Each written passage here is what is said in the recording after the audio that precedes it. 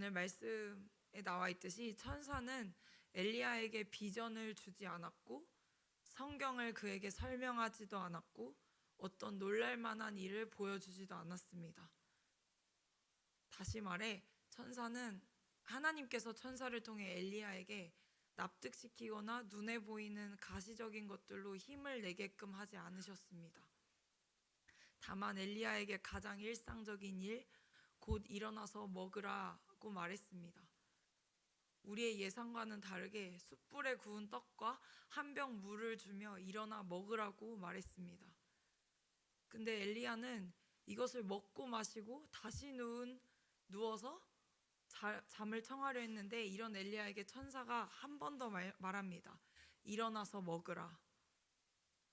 의사들은 우울증이 걸린 환자들에게 제일 먼저 물어보는 것이 식사와 수면이 잘 이루어지고 있는지 물어본다고 합니다. 우울증 환자들은 대개 식사와 수면의 어려움을 겪습니다. 오늘날 우리가 살아가는 현대 사회에서는 우울증을 앓고 있는 사람들을 종종 볼 수 있습니다. 젊은 세대들에게나 기성세대들에게나 흔히 일어나는 질병입니다. 오늘 챔버스 목사님의 말씀의 제목은 우울증에 대항하는 첫걸음입니다. 영어 제목을 번역해 봐도 똑같은 의미인데 직역하면 우울증에 대항하는 결단력입니다. 챔버스 목사님은 우울증이라고 딱 짚어서 오늘 묵상에 나타내고 있습니다. 우리는 우울증이 아니어도 우울감을 한 번씩은 다 느껴보셨을 것입니다. 정도의 차이가 있을 뿐 입맛이 떨어질 때, 잠이 오지 않아 밤잠을 설치거나 불면에 시달릴 때가 있습니다. 돌덩어리 같은 사람이 아닌 한 인간은 우울할 수 있습니다. 우리에게 우울함이 오는 것을 이상하게 여기면 안 됩니다. 우울감이 올 수 있는 것은 지극히 정상적인 일입니다. 어떤 분들은 믿는 분들 중에 우울감이 생기는 것에 대적 기도를 해야 된다. 우울감을 병적인 것으로 사탄의 것으로 치부합니다. 그러나 우울증이라는 질병 말고 우울감이 찾아오는 것은 이상한 일이 아니라는 것을 우리는 알아야 합니다. 그리고 챔버스 목사님이 묵상집에서 이 내용을 다루고 있는 이유는 그리스도인들 또한 우울감을 느끼는 데 있어서 예외가 아니기에 이것을 다루고 있습니다. 누구에게나 자신을 우울하게 만드는 일이 있고 우울감을 느끼지 못하는 사람이라면 기쁜 일도 또한 느끼지 못할 것입니다. 우울감뿐만이 아니라 죽음과 같은 고통을 느끼기도 합니다. 성도님들도 죽음과 같은 고통을 느끼게 하는 일들을 살면서 겪으신 적이 있지 않으십니까? 죽음과 같은 고통을 지날 때 오늘 본문이 나와 있는 19장에서 엘리야처럼 하나님께 정말로 나를 죽여주세요 라는 기도를 드린 적이 있지 않으십니까? 챔버스 목사님은 우리 자신도 우울증에 걸릴 수 있다는 사실을 언제나 염두에 두십시오 라고 말합니다. 또한 그것과 함께 이렇게 말씀하십니다. 성령이 오시면 비전을 주시는 것이 아니라 가장 평범한 일들을 하라고 말씀하십니다. 우울증과 가장 평범한 일들 잘 이어지지 않는 것 같은데 왜 성령께서는 가장 평범한 일들을 하라고 하시는 것일까요? 우리는 대개 성령님께서 주시는 하나님의 큰 것, 하나님의 큰 무엇인가 엄청난 것을 기대합니다. 마치 큰 비전을 보면 내가 달려갈 힘이 생길 것 같아. 나에 대한 하나님의 계획이 지금 내 눈앞에 선명해진다면 나는 지금 이 무기력한 내 상태에서 벗어날 수 있을 거야 라고 생각하곤 합니다. 그러나 우울증은 하나님께서 창조하신 가장 평범한 것으로부터 우리를 멀어지게 합니다. 제가 우울증을 심하게 앓았었을 때 한 목사님이 저에게 우울증은 교만이라고 말씀하셨습니다. 그때는 왜 우울증이 교만일까 이해되지 않았고 나 같은 삶을 살아보지 않아서 그래. 나에 대해 뭘 아신다고 나보고 교만하다고 하는 걸까? 라는 생각으로 가득 차 있었습니다. 그런데 제가 지금 와서 깨닫는 것은 우울증은 교만입니다. 우울증에 걸린 사람들의 특징은 자신이 그토록 바라던 일, 자신이 원하는 대로 되지 않고 무엇인가 좌절되었을 때 극심한 우울감이 찾아오고 그것을 이겨내지 못해 우울증으로 이어집니다. 여러분, 우울증이 교만이라는 것이 우울증 환자들에게 너무한 이야기 같나요? 그렇지 않습니다. 저는 우울증이 심했었을 때 무기력하게 누워 제 방 하나도 정리하지 못했습니다. 그렇지만 그런 와중에도 제가 원하는 제 미래를 위해 책을 사는 것을 멈추지 못했고 글을 적는 것을 멈추지 못했습니다.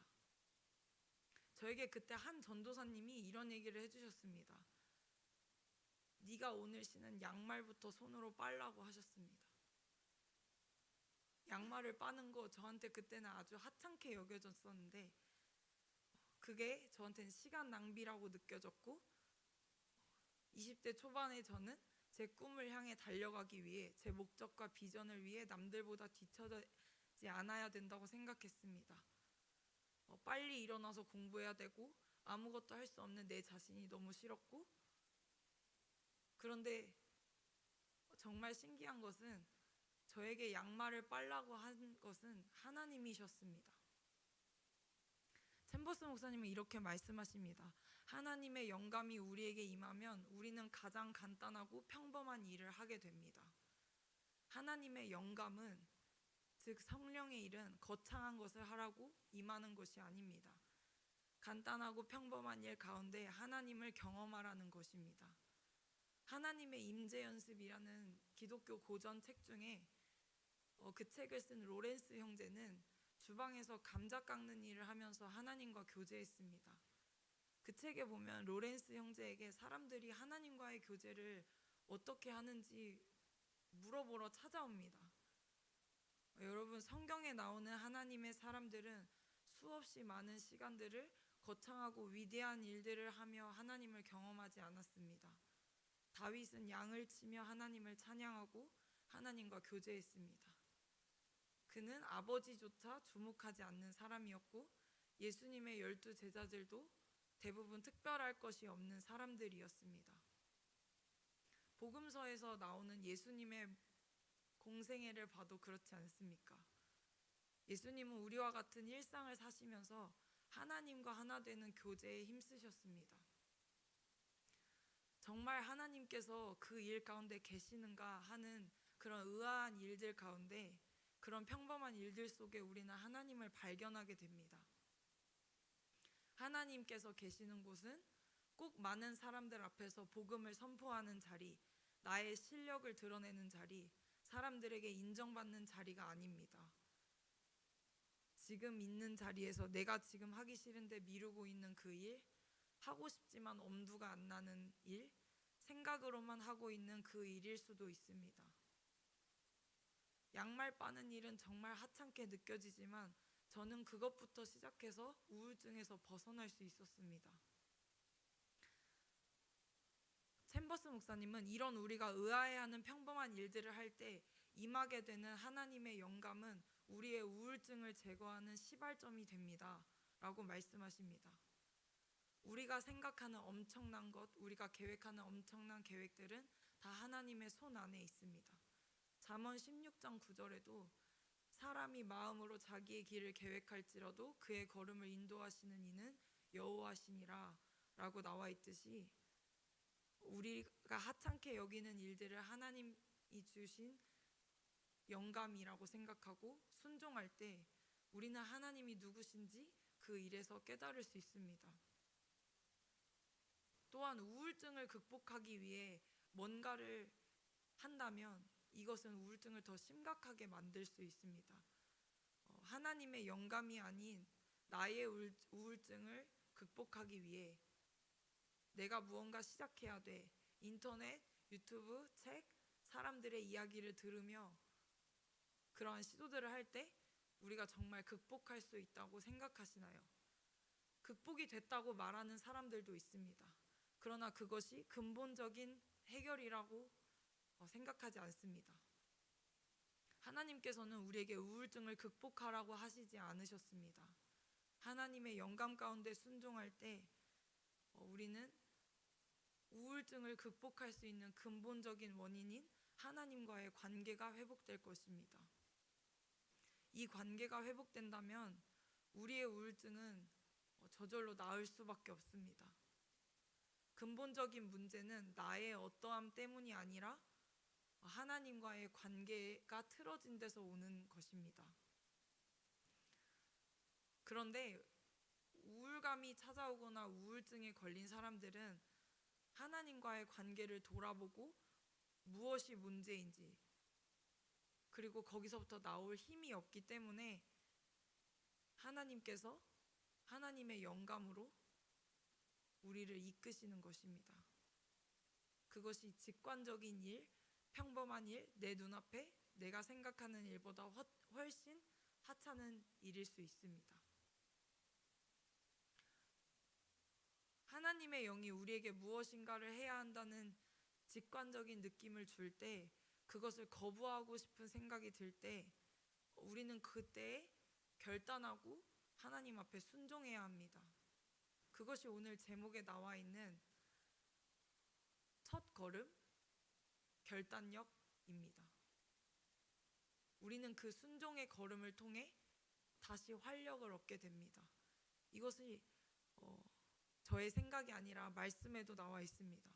출애굽기 15장 26절에 이르시되 너희가 너희 하나님 나 여호와의 말을 들어 순종하고 내가 보기에 의를 행하며 내 계명에 귀를 기울이며 내 모든 규례를 지키면 내가 애굽 사람에게 내린 모든 질병 중 하나도 너희에게 내리지 아니하리니 나는 너희를 치료하는 여호와임이라. 하나님께서는 우리를 치료하시는 여호와이십니다.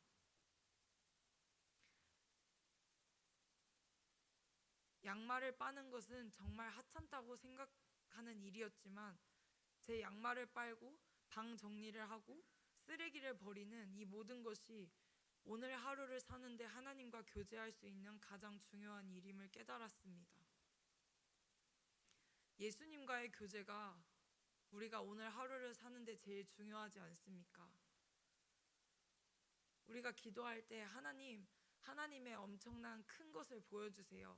하나님의 깊은 임재로 들어가고 싶어요 라고 고백하는데, 우리는 그 큰 것을 구하기 이전에 그 큰 것을 볼 수 있는 하나님은 오늘 하루 나에게 주어진 그 하찮은 일을 행할 때 그것에 발걸음을 내디딜 때 하나님과의 교제를 더 깊이 경험할 수 있습니다.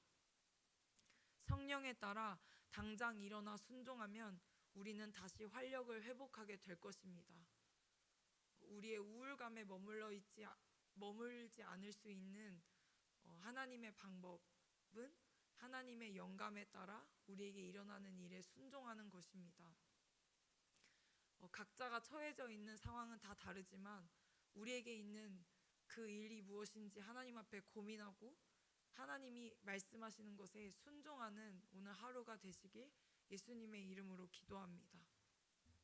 기도하겠습니다. 살아계신 하나님 아버지, 찬양과 감사드립니다. 하나님, 우리를 치료하시는 여호와 하나님, 우리의 내면의 깊은 것들을 하나님 앞에 다 드러나게 하시고 그것이 오늘 나에게 주어진 하찮은 일 가운데 순종하는 것일 수 있음을 깨닫는 하루가 되게 하여 주세요. 하나님께서 모든 성도님들에게 하나님과의 교제를 회복시키시고 그 하나님과의 교제 가운데 더 깊은 하나님의 깊은 임재를 경험할 수 있는 오늘 하루가 되길 소망합니다. 그 하나님을 찬양하며 오늘 하루를 이끄실 것을 기대합니다. 감사드리며 예수님의 이름으로 기도드렸습니다.